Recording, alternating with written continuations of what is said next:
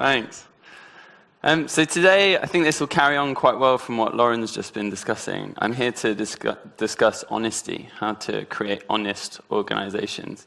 Now, I'm normally quite a chirpy guy, but today you're going to see two sides to me. If this works.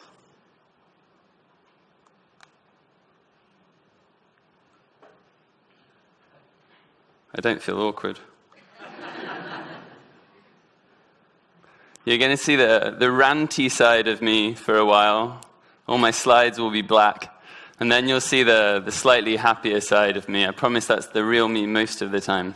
But he won't turn up for another 15 minutes. So you're going to have to deal with the slightly grumpy dude first.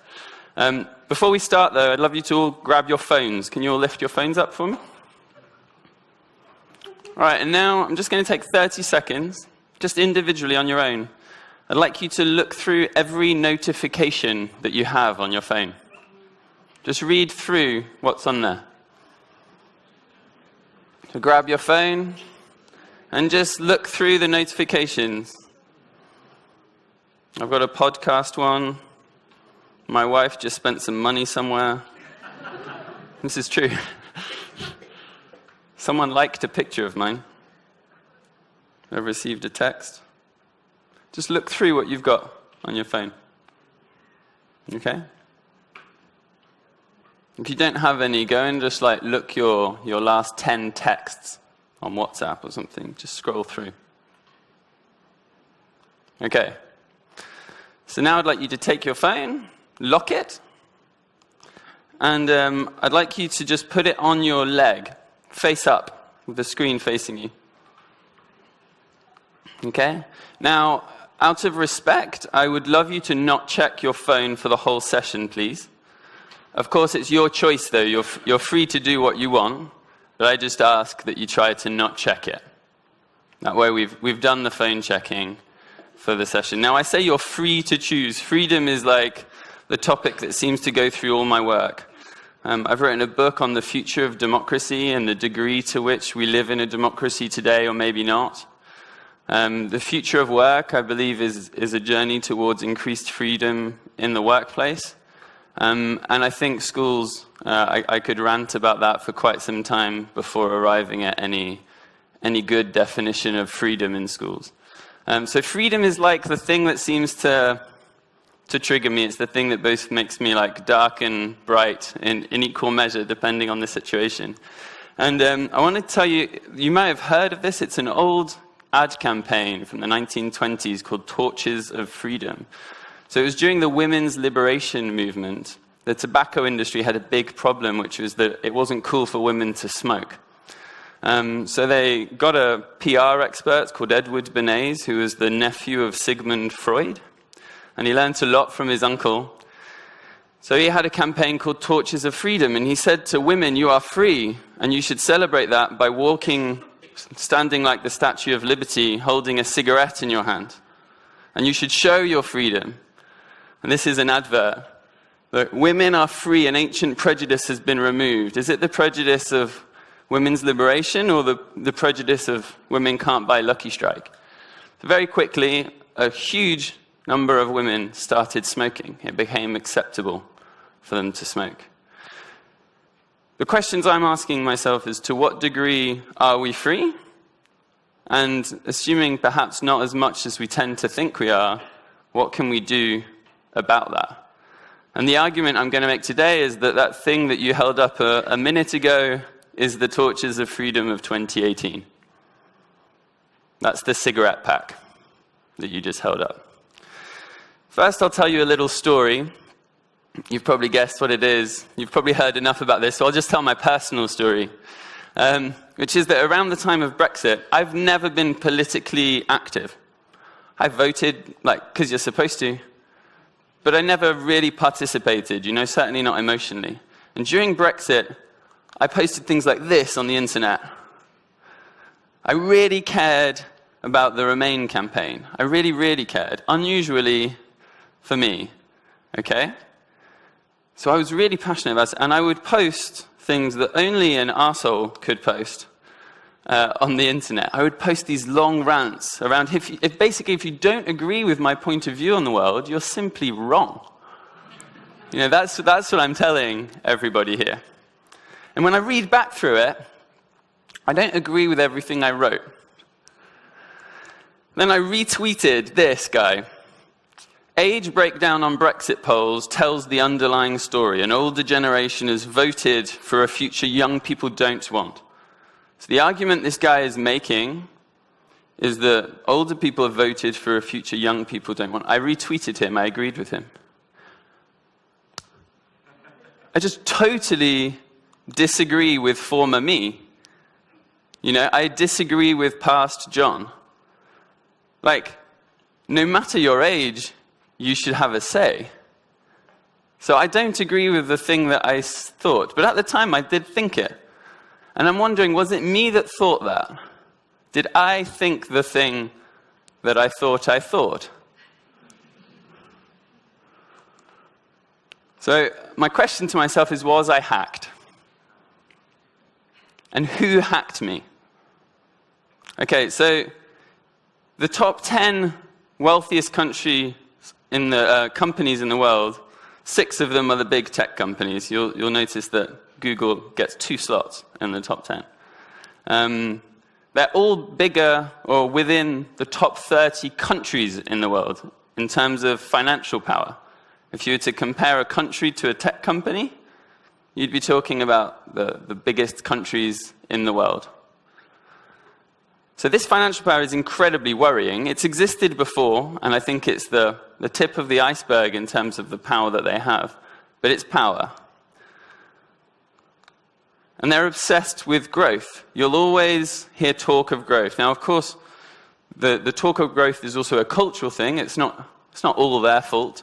You even have memes. Have you ever heard of exponential growth? The hockey puck, the hockey stick effect?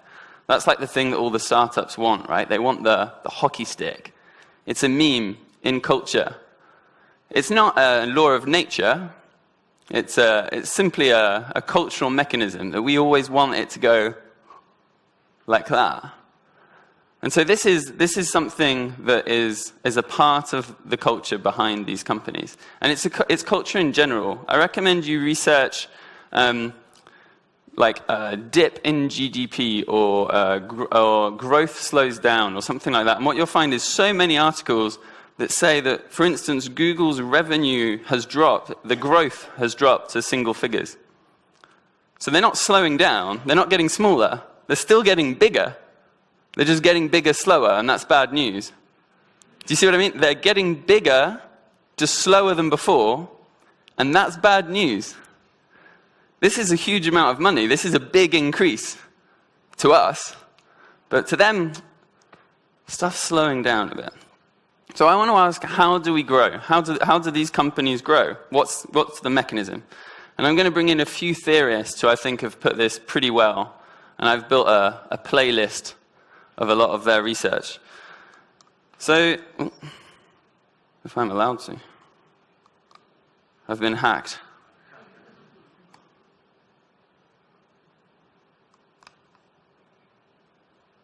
Thanks. The first thing to look at is their business models. How do these platforms work? Let's take Facebook. The way the platform works is that they make money from ads. Right? We all know that. You go onto Facebook, there's ads. Sometimes you notice their ads, sometimes you don't notice their ads, but they're making money from ads. Yeah? The second thing they do is that when you go to watch an ad, you behave in a certain way. You like stuff, your mouth moves towards things, you scroll, you click on some people, you don't click on others. And they take that data, all of your behavior, and let's be clear, this is your behavior. This isn't just numbers. This is really you, the real you. And then they sell that to companies, who sell it to ad companies, who give you more ads. So basically, eyeballs and likes. That's where the money comes from. Okay? They make money twice. It's a really great business model. And because of that, they get to feed the machine. Because you're spending so much time with them, the machine gets smarter. Right? It's learning about you. And in fact, it's learning to learn about you, which is like a kind of exponential situation of intelligence. So someone on my podcast recently, a chaos theorist, said millions of us volunteer for Facebook for free. This isn't a joke. It's not a cute thing. It's true. We're all making Facebook cleverer all the time for free. In fact, not for free. We're paying because we give our data. So that's really nice. Well done. So this is the business model that starts to happen. We give ads, data, machine learning, and what they're measuring, a guy called Tristan Harris puts forward, is they're constantly measuring time on site. The thing that they care about is you spending time on the site. The more time you spend there, the more ads, the more data, the more ads, the more data. I wish I had a foot pedal to go into the loop behind that. And the smarter their machines get. Okay, so time on site. Well, how would you get time on site? The best way to get you to spend time on the site is to addict you to the site. You never want to leave. So let's addict you to the site. How could we possibly addict you to a site? Well, we do it by manipulating cognitive biases, like error patterns in the mind that we all have a propensity to do. So remember those notifications earlier.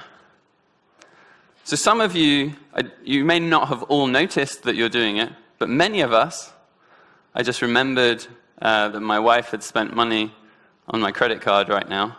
Some of you have thought of that since you looked through your phone. Some of you have thought of the notifications. That was put there. I put that there for you. You didn't choose to think about those things, but you thought about those things. I made you think about those things. Take an example. This is by using cognitive biases. If I say to you the words hot stew, meat, vegetables, mushrooms, and then I give you the word S space P, you think soup. Right. Now if I said wash, clean, shower, bath, you would say soap. This is the availability heuristic. Okay, this is a simple pattern by a guy called Daniel Kahneman created this little quiz. And this is just a simple way to show that you're filling in the gaps, just like we saw earlier with the dinosaur. Okay. Now, if you employed people who really understand this at its absolute depth, and then designed apps for 1 billion people, the impact is big. Very big. So let's think of some of the tricks. I was a former Tinder user. If you use Tinder, do some swipes, leave it. Tomorrow morning, your first swipe, you'll get a match. The first swipe, which is great, because now you're going to spend more time on the site, because, hey, someone likes you. So I'll see if more people like me. A second one could be Uber. When you open Uber, there's so many taxis near you. Now, I'm dubious as to whether those taxis exist, but they're all so close. So I'll definitely get an Uber, because, there's like 5 taxis near me. So I'll spend more time on the site. So another one is WhatsApp. Have you sent a message to someone and the ticks have gone blue, but then they've not answered you? And you're like, what's their problem? Like, why are they not answering my messages? It could be for a lot of really important reasons that they've not done that, but you can't help to bear the fact that they've done that. I even know someone who turned off the blue tick thing, and their friends got really annoyed with them because they were like, why did you turn off the blue tick thing? Like, now I don't know if you've read my messages or not. Snapchat has streaks, so you have to get into a series of streaks with your friend, which is an incredibly addictive mechanism. Some teenagers apparently give their phones to their friends or their login details so that when they're on holidays, they can keep the streaks up. Like, this is totally absurd. Instagram, some people say they drip feed likes throughout the day. So you get 100 likes in the morning, but they send them to you throughout the day. So these are techniques that are just so addictive, because there are these hundreds of biases. There are just so many. Social bias, that was mentioned earlier. I'm likely to say stupid stuff about Brexit because my friends did too. And I'm a monkey as well. Confirmation bias. I'm just looking for people who are gonna agree with me, or who I agree with, and then we'll just enter our little echo chamber. Nostalgia bias. Celebrate your 6 years of friendship with category size bias. Have you noticed the number of green ticks? In fact, let me show you this one. So just before, what I want to say is that the end of this business model goes into addiction. It's the cigarette pack again. So I want to give you some hope, and then I'm going to give some examples. And there are things I think we can do. There are things I think you can do. There are things I think we've got some work to do. And there's some things I think we need to shout about. But I think we can do them all. So now I'll start smiling, like Emily said this morning. Okay, I'm here. So briefly, these are the things we can do, from the macro in the world to the individual you today. The top one is institutional pressure and culture, changing the culture around these machines. Resilient organizations is something I would love to see built more of, and it's happening. And the last one is mindful individuals. That's you. Let me take you through these. So the top one, institutional pressure. So I think there's lots of things we can do to change the laws around this stuff and to change our culture. These are some. I'll take you to transparent labeling first. I think it's interesting. I think that Facebook should say social media causes depression. Let me put that to you. It says smoking kills on cigarette packs, and social media can cause depression. So why should it not say that? We're laughing because it's like, if it's Facebook, it doesn't make me depressed. Doesn't it? It makes a lot of other people depressed. So maybe it should have something, some sort of like, beware that this is a real effect. Maybe it should have an ingredients list. Your drugs have an ingredients list. This drug maybe should too. It contains dopamine. It contains a negativity bias. It contains a social bias. We've added a lot of FOMO into the app. Maybe it should say that in the same way that your drugs say what's in the drug. Let me give you an example. I'm going to sell my book to you now. It's called Tech Monopolies. So you can buy my book, Tech Monopolies. It's £18 it's going to be. I'm launching it next month. And you can get it on paperback or Kindle, same price, right? Or if you want, you can become a subscriber. You pay whatever you want per month. It's just a donation to me. And you can get all this. For the paperback, I'll ask you just to pay for the cost of the printing. But all the rest you get, PDFs, e-publications. I'll give you a guided meditation audio I've created. You'll get some books, all of the ones I've written before and all the ones I'll write in the future. Q&A episodes, and I'll run some video courses. And you can get all this. Now, I hope I've manipulated you well enough here. But I would like to show you the drugs that I put in the package so that you know what you're buying. So the first thing I've done here, if I'm allowed to move forward.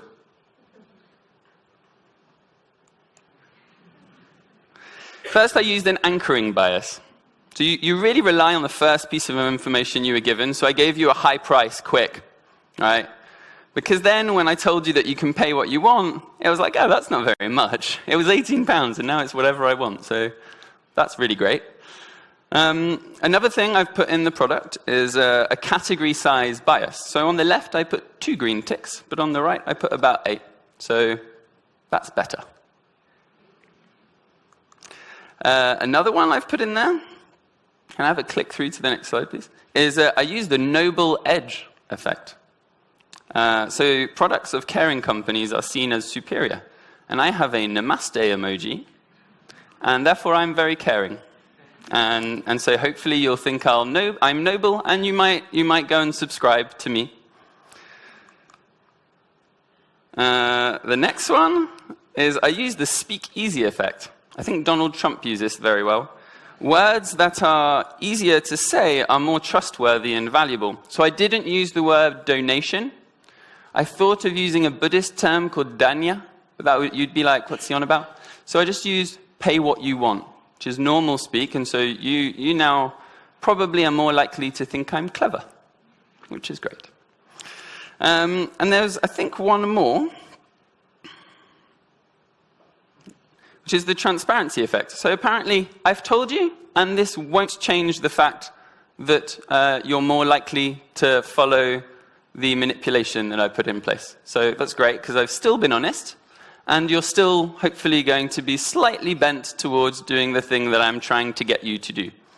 The good thing about that, seriously, is that maybe it's okay to put the drugs, the ingredient list on the packaging if it's not even going to have a huge effect on stuff. So I think this transparency is, jokes aside, a really important thing. I think it should say what's inside our packages.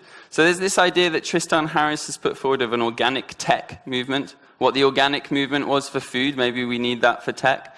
He has a measurement of time well spent. So not time spent on site, but time that you consider is well spent on the site. So you would agree that this was a good use of your time. If we built products like that, it might be more interesting. And there are things you can use. You can use Signal instead of WhatsApp, DuckDuckGo instead of Google. There are all sorts of alternatives. I also think I really need you to click through on the sides, please. I'll just do this every time. I think we need more monopoly regulation. It started to happen, but these companies are just too big. It's just not okay anymore.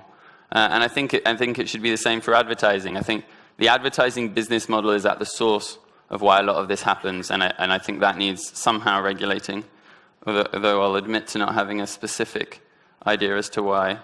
I think democratic education. I've done a lot of research recently. I went to Costa Rica with my family. My little boy went to a school that was run by the children.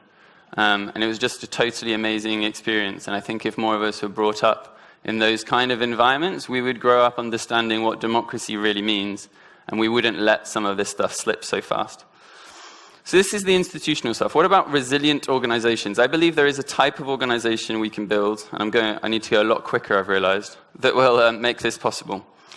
So let's go into that.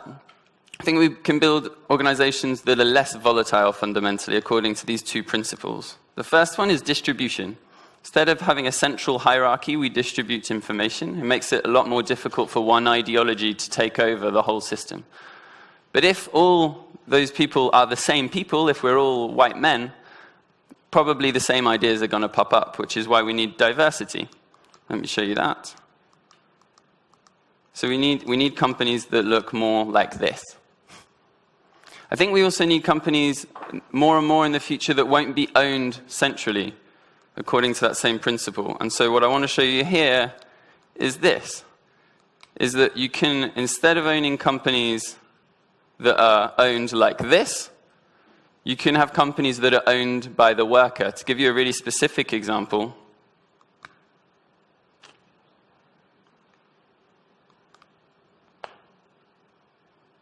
can I go to the slide with the Uber app, please?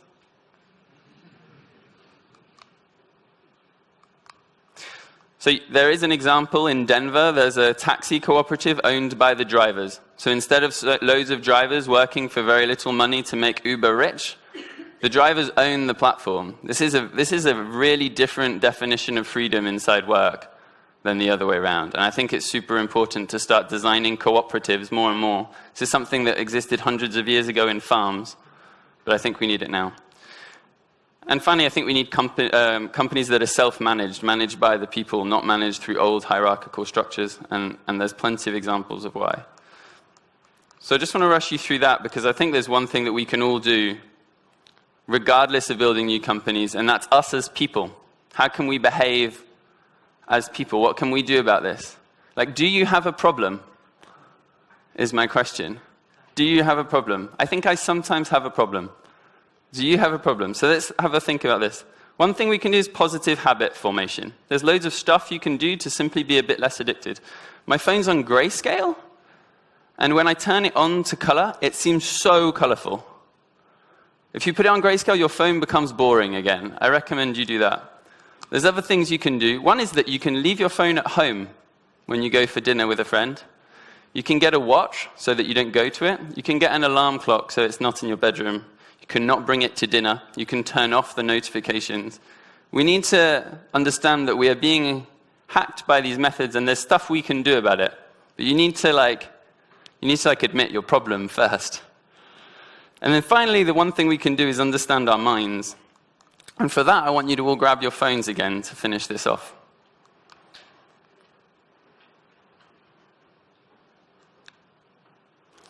So I want you all to take your phones in front of you, just to hold it in your hand. And look at the phone. I need you to stay quiet, just in your own little world. Put the phone in your hand. and just gaze at it, watch it, and check how it feels to look at the phone. You'll notice the color. Now open it, but don't do anything, just open the phone. And just notice your thoughts. You've got apps in front of you or notifications. Your thumb probably is like busting to move. You might already have moved your thumb without me telling you.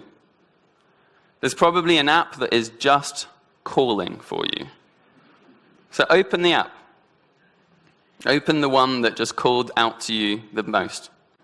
Now ask yourself seriously, why did you choose that app?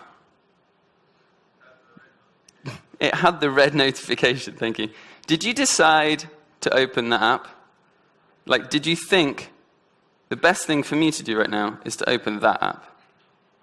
Probably not. So now I'd like you to take your phones again, and I want you to turn it off. Off. Turn your phone off, and just notice how it felt turning your phone off. Notice that a lot of you haven't turned your phone off for some time.